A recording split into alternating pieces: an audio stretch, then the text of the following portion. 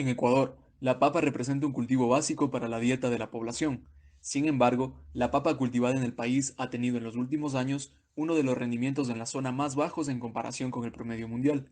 La baja productividad se ha atribuido, entre otras cosas, a la alta presión del tizón tardío.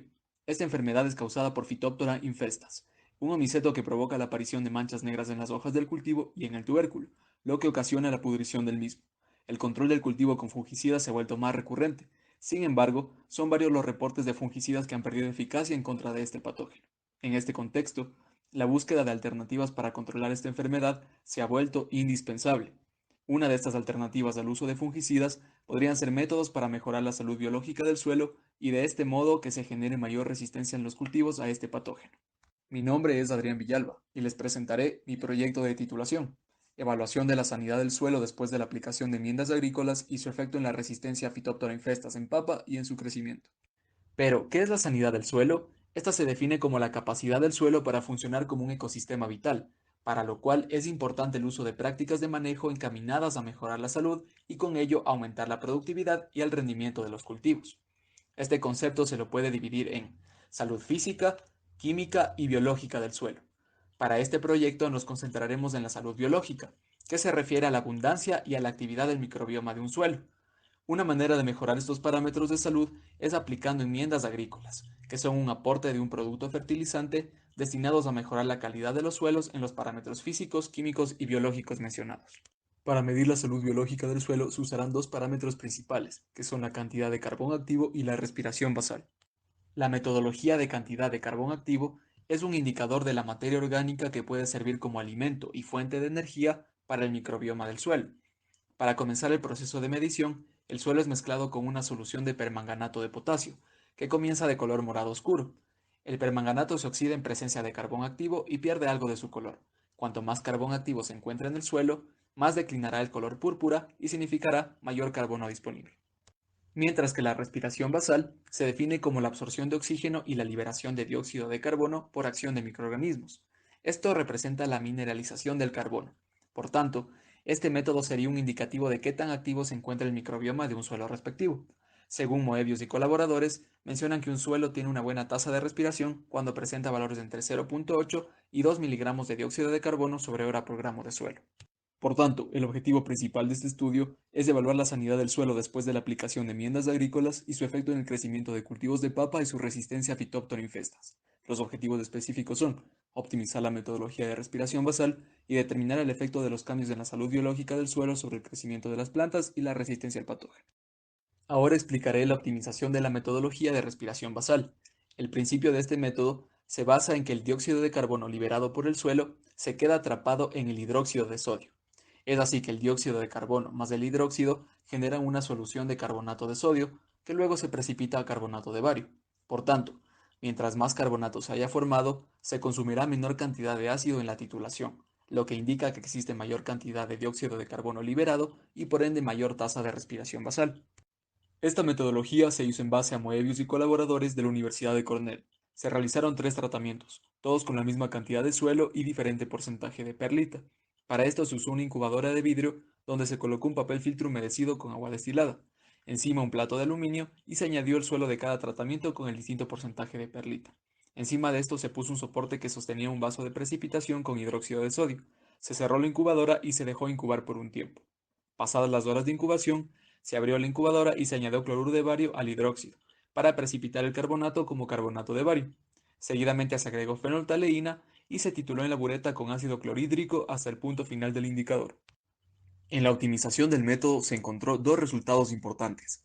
El primero en relación al tiempo de incubación. Como se aprecia en la gráfica, se midió la respiración basal cada 48 y 72 horas. Con esto se determinó que a partir de las 96 horas se mantiene constante la tasa de respiración, por ende ese es el tiempo ideal de incubación. También se logró determinar una diferencia significativa en la tasa de respiración basal de los tratamientos que tenían suelo y perlita versus los tratamientos que solo tenían suelo. Por tanto, colocar perlita en el suelo podría ayudar a una mejor aireación del suelo y a que el agua se distribuya de manera equilibrada, lo que ayuda a que mayor cantidad de microorganismos se activen. Una vez que fue probado y replicado este método, se decidió utilizar esta misma metodología para medir la respiración basal de una colección de suelos obtenidos del Laboratorio de Biotecnología Agrícola. Las muestras fueron recolectadas en el 2019 y se tomaron 14 puntos a lo largo de la Sierra Ecuatoriana. De cada punto se tomó un suelo agrícola y nativo, y se usó la misma metodología de respiración basal explicada previamente. Para los resultados, se realizó un análisis de varianza, que confirmó diferencia significativa en la tasa de respiración entre algunas localidades. Con respecto al tipo de suelo, siendo este agrícola o nativo, no se encontró diferencia significativa. Y observando los suelos de norte a sur, se observa que no hay un gradiente en la tasa de respiración. Por tanto, estos resultados confirman que la metodología aplicada funciona y es replicable.